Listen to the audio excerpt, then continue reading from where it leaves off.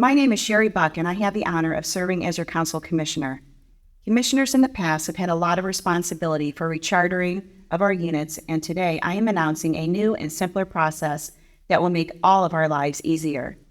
Typically, when we think of unit and membership renewal, we think of Recharter.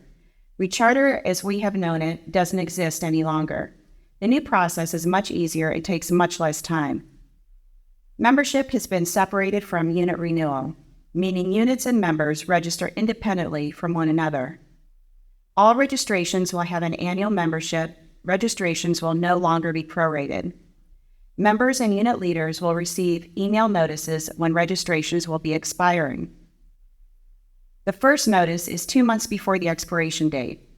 Additional emails will be sent 30, 15, and 7 days before the expiration date, and then again 24 hours before, and if needed, 7 days after the renewal date. For units, the first notice should be around the end of October, since all units have typically rechartered on December 31st.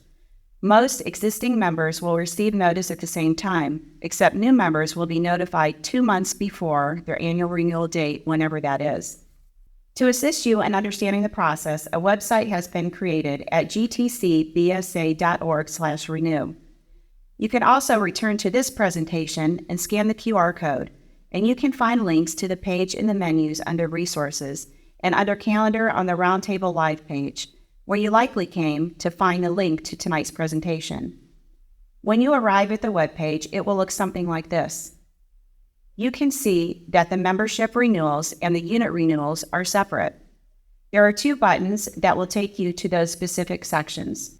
A third button gives a link to more general information of interest to our commissioners and other council support personnel. These web pages are to help you understand the process. However, the actual implementation will be done in My.Scouting. Let's start by clicking on Membership Renewals. On the Membership Renewal page, there is an option for Family and Self-Pay and for Unit Pay. First, let's review the Family and Self-Pay process. Then, we will review the Unit Pay process. Let's click on the Family and Self-Pay button. On this page, there is a document that shows you all the steps for you to pay for yourself or your family. The process begins by logging into your My.Scouting account. If it is time to renew, you will see a notice at the top of the page like shown here. Click on it to open the renewal page. You will see your current membership. One of them will be designated as your primary position. All other multiple positions will be shown. If all is in order, press Go to Payment. If you need to edit, go back to My Renewals. After seeing and agreeing to the terms and conditions, you can choose to go to the checkout summary. The checkout page shows the fees to pay and allows you to adjust the Scout Life magazine subscription. The default is to subscribe. You'll need to uncheck the box if you do not wish to subscribe to Scout Life magazine. Proceed to enter your credit card information. Once the credit card process is completed, your receipt will show. To complete the registration, you must click on the Complete Registration tab, and that is it. You are re-registered for another year. So that is the self and family pay option. But what if the unit wants to pay for their youth or their adults or both? The webpage offers guidance here by clicking on the Unit Pay button. By the way, on each of these pages, a number of questions and answers are presented, such as, can a unit designate which families they will be paying for, while others are family pay? The answer is yes. And another question, if a unit chooses to pay, do the families still get the email to renew? Yes, families or individuals will still get the renewal email. The unit will need to communicate how they are handling renewals. The system will not allow anyone to double pay.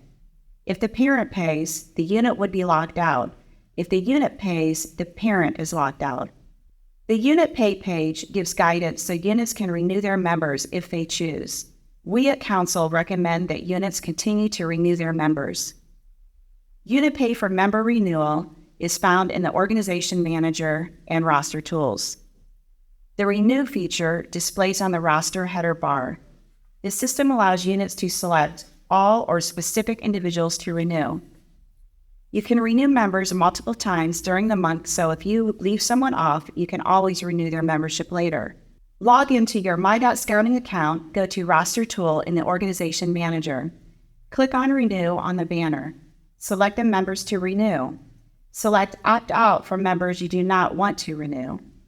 Check or uncheck Scout Life. Review each member to be renewed. Choose Create Renewal Orders. It is worth noting that if any problems with renewal of a member show up, such as expired youth protection, you will need to have that member correct that deficiency before being able to complete their membership renewal. One person with a YPT problem no longer holds up the rest of the renewals. Renew those you can and come back to renew later those that have to complete YPT. A payment summary page displays a recap of what will be paid. If this is the first time setting up your credit card or ACH payment where your bank is on file, you will be presented with the option to set it up. The ACH payment admin fee is $1, while the credit card admin fee is 3%. Using ACH is going to be less expensive than using a credit card. I saved the easiest for last. Let's talk about unit renewal.